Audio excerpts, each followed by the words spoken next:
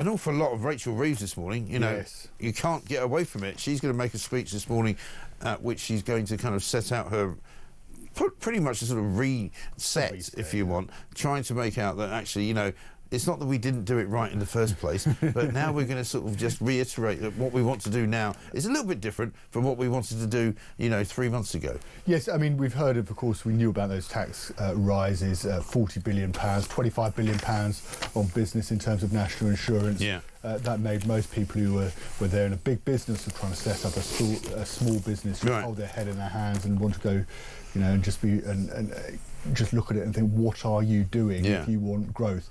You know, governments don't create jobs. They don't. No, they can't. They don't.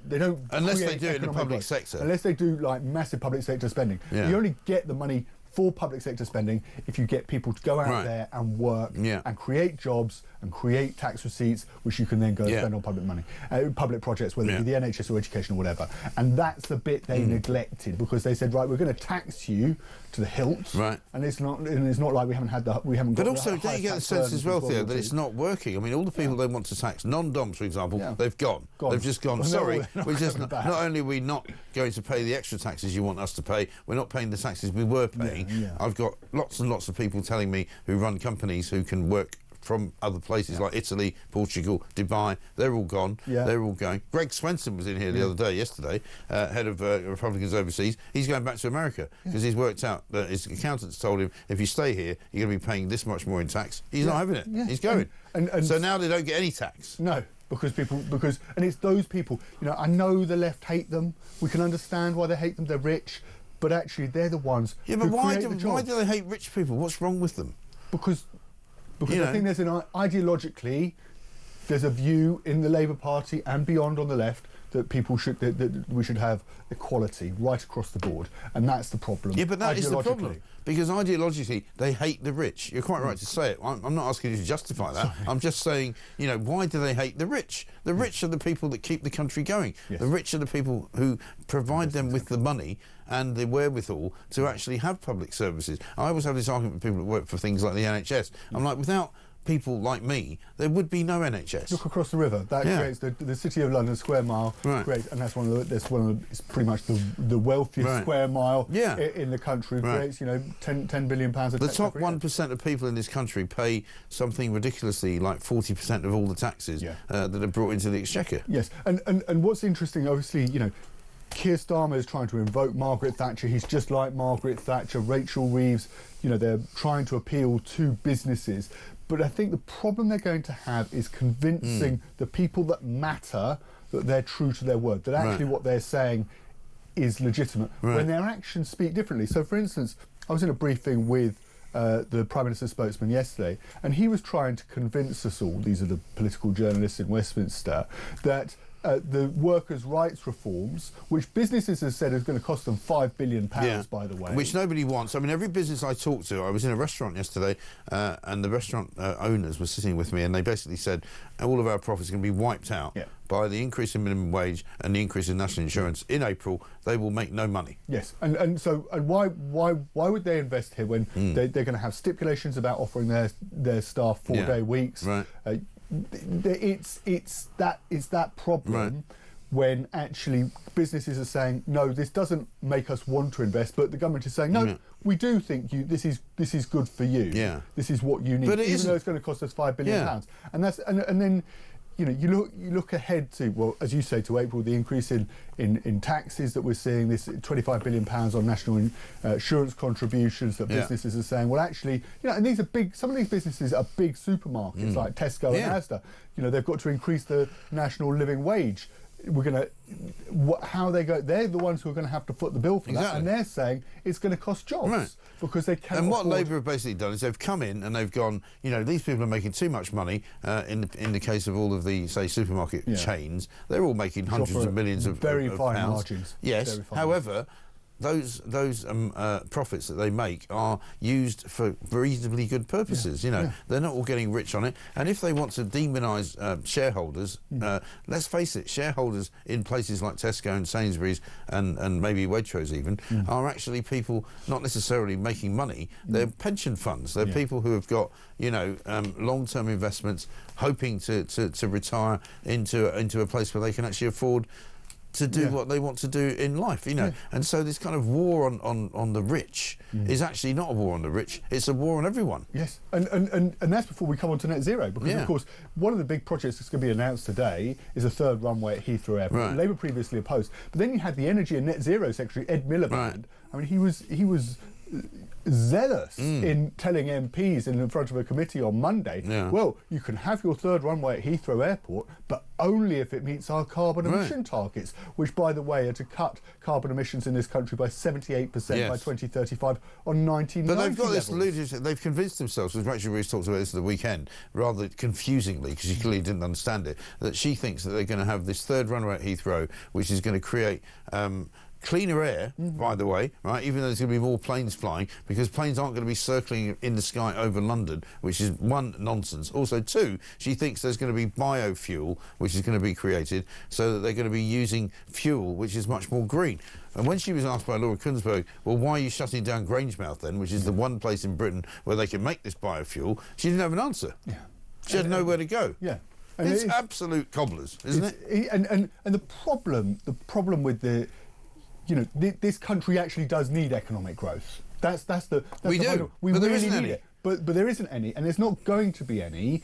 The words today are going to be warm words about economic growth. But when the actions are so very different, Mike, it's very that's what matters to these businesses. You can tell a business, please invest in this country, but when what you are doing actively discourages them from people investing in this country, whether they come from overseas or they've already got an existing business in this country and they want to expand that business, then why are they going to do that? They're not going to do that because you share an orange juice and a croissant with them in the City of London on a Wednesday or a Tuesday Or I took morning. you to China for a free trip, and when we come back, we're all going to sit down together and go, isn't this marvellous? Let's just check in with Rachel from Accounts to find out why she thinks that she's qualified as an economist.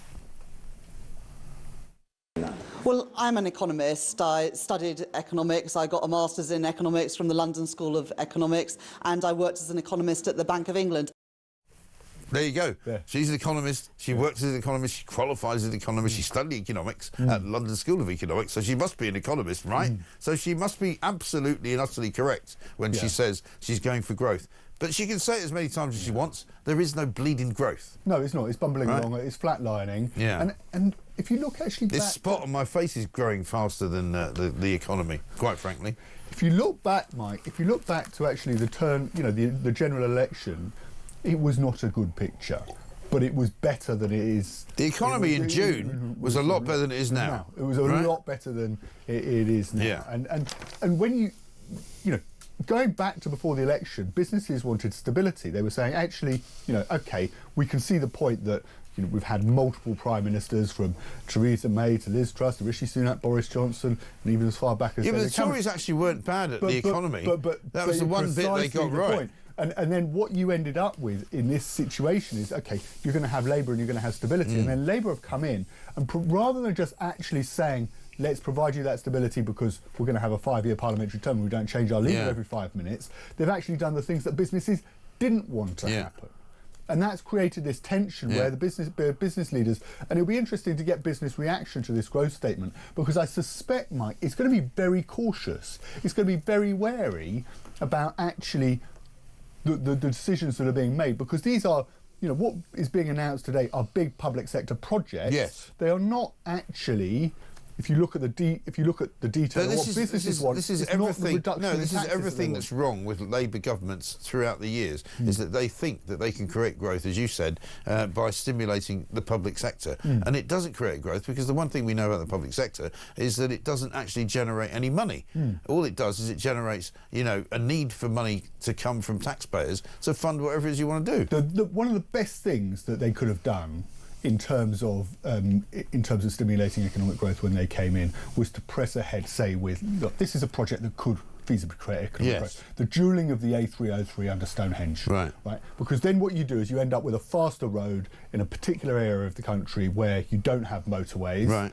And you can get people, it becomes more attractive to go on holiday to Devon and Cornwall. Yes. It becomes more attractive because you're not seeing the traffic jam for 2 hours. And you're in Salisbury and you're thinking, actually, do I want to drive up to London to do a job? Oh yes, I can now because the road is quick. I'll take that job. That's economic growth. But they scrap that on their second, within minutes of coming in. But here's the thing, and I was looking for this, so forgive me for looking away from you for the moment. The Lister Motor Company, which is a very classic car company, which has been operating in Britain for tens of decades of years, right? They issued a statement yesterday to say that it's so uncertain now what the deal is between the government and the sort of the net zero application. We don't know whether the cars that we make are actually going to be able to be sold in 20 years, in 10 years, in 30 years. So they've basically suspended all production of their cars. They've suspended all future projects, and they're waiting for an answer from Rachel Reeves.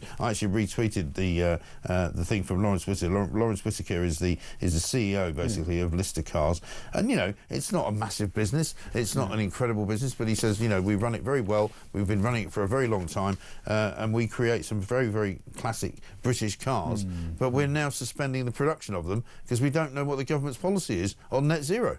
Yeah, and when you look at we're seeing job losses in right across the country in the car industry. We've got Luton, Vauxhall, Ellesmere Port, and the like.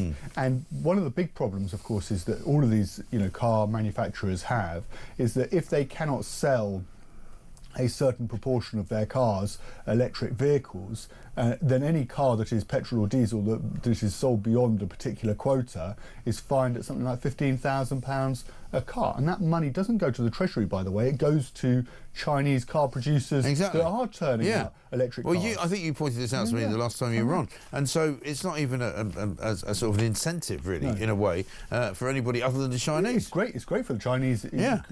For the Chinese economy, it's great for the Chinese manufacturers, but for manufacturers in this country who employ people in this country assembling those cars or making parts for those cars, it's literally penalising them. It's handing the incentive to their competitors to build more cars. I mean, there's part of this plan, it's on the front page of the Eye today. The Chancellor will announce £55 million investment to supply 30,000 extra electric vehicle curbside charging points. Never mind that. I mean, where do you charge? A drop in the ocean. A drop in the ocean. A friend of mine drove up to Newcastle. It took him 14 hours to drive back from Newcastle. Why? Because he gets to a service station and there's nowhere to charge. No, and if there is a charging point, if there is a charging point, there's 2 cars ahead of you, and you've got to wait 45 minutes per car before you can get on there. It's an absolute joke.